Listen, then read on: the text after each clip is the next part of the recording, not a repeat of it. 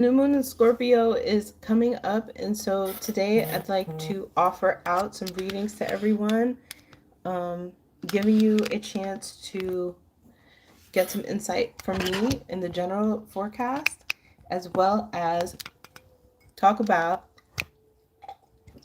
what this new moon in Scorpio is going to be in general.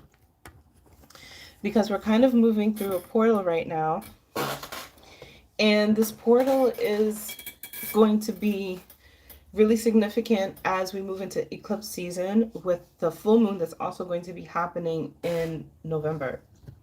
So it's a really important time to focus yourself on the things that you really want to do to stay steady and stay stable in a time where instability is going to be on the menu.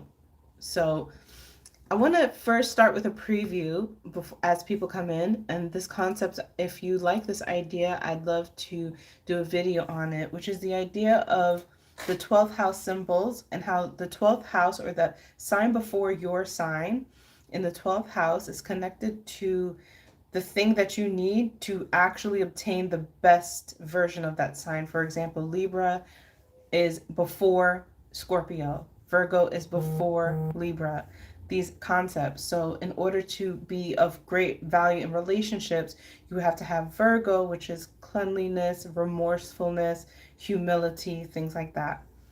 Or in order to explore your psychological abilities, in order to become more capable of transformation in Scorpio, then you have to be able to handle how you work in relationships, Libra.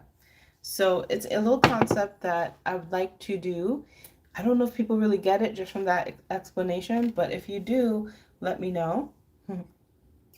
Because I can also put it in the course and go on a deeper level in the course, in which I think that's what I will do. Okay, so let's talk about the new moon in Scorpio that's coming up. The new moon in Scorpio is on November the 4th, y'all. Okay? And it is a time where we're going to be focusing on defining moments in your life. Defining moments in your life. Create a new trajectory of where you're going to be. And Scorpio represents that because it's the sign of transformation. It's the sign of killing or dying in some sort of sense and then coming reborn again. And so these usually happen in life-defining moments. And so this new moon is a time where you can actually choose that. You can choose what that defining moment will be for you. And the house that Scorpio is in is going to tell you more about what that redefining moment can also be for you. So let's go through the houses. The first house, if Scorpio's in the first house, the redefining moment would be one that is about how a certain event or certain events trigger your physical self. Like, how strong do you feel in your body? Were there any events that made you feel weak in your body, or feel that you're incapable of being even out in the world at all? So you have a chance in a redefinition of self to either be one who is dealing with a painful, revengeful way out and into a new field, or you're dealing with a non-painful and revengeful way out. So they can happen in both ways. The second house, Scorpio, is going to be related to defining moments of your money and the things that have reminded you about where it was that you overspent, or where it was that you didn't value yourself. In the third house, Scorpio is going to be related to your communication and the way that you get back at people and how you speak. In the fourth house, Scorpio is a redefining moment of, it's a redefining moment of who you are in your family. And maybe of where you thought you really came from, or what the real truth is of where you really come from. In the fifth house, Scorpio's redefining moment is based off of your talents and capabilities. Were there certain situations that kept you from enjoying your true talents, and how you can turn them around and express yourself in a more freeing way? In the sixth house, Scorpio's redefining moment are the jobs that you've taken. Have you found jobs that were really, really honoring to you and ones that felt more like you were treated like trash or misused or abused? In the seventh house, Scorpio's redefining moment is in relationships. And this is about how it is that you've valued yourself in relationships, been intimate or vulnerable, the capability of being vulnerable and integrating with someone in relationships.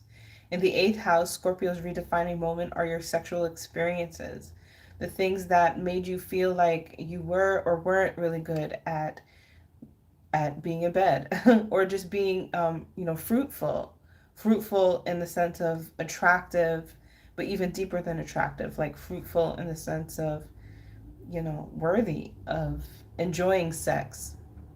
In the ninth house, Scorpio's redefining moment is about beliefs and your religious identities.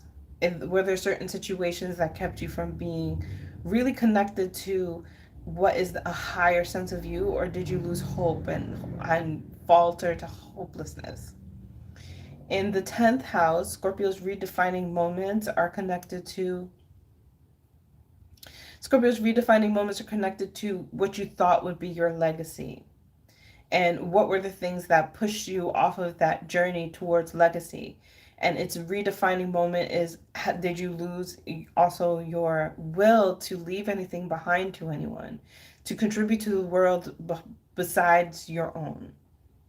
In the 11th house, Scorpio's redefining moment is connected to how you influence people.